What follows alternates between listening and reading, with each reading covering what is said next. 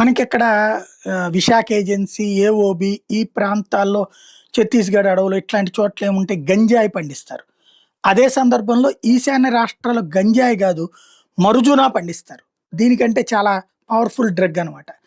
ఇది ఇప్పుడు తాజాగా కనిపెట్టారు. సైన్యం అక్కడ ఏమి జరిగింది ఈ మధ్య కాలంలో గిరిజనుల దాడులు వీటన్నిటికి కారణమవుతున్నది ఏంటంటే, గిరిజనుల చేత ఈ పంట పండింపజేస్తూ మీరు గనక ఈ పంటను గనక కాపాడుకోకపోతే ఇప్పుడు సైన్యం వచ్చిందంటే ఇదంతా తీపిచ్చేస్తారు కాబట్టి మీరు ఎదురు తిరగండి అని ఆళ్ళని రెచ్చగొడుతున్నారు. ఆళ్ళకి డబ్బులు, ఆయుధాలు ఇస్తున్నారు.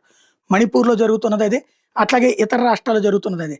తాజాగా త్రిపురలో కూడా ఇట్లాంటి పరిస్థితే వస్తే సైన్యము, పోలీసులు అది కనిపెట్టి అడవుల్లోకి వెళ్లి 4,00,000 దొరికినాయట అక్కడ. మరుజున ప్లాంట్లు. ఏకంగా 4,00,000 వాటన్నిటిని గూడా ధ్వంసం చేయడం అన్నటువంటి సీరియస్‌గా అడుగు వేశారు. పోలీసులతో పాటుగా ఏదైతే ఇతర అన్ని విభాగాలు కలిపి మరి ఈ పెద్ద ఆపరేషన్ చేసుకొచ్చారు. మేజర్ క్రాక్ డౌన్ జరిగిందని చెప్పాల.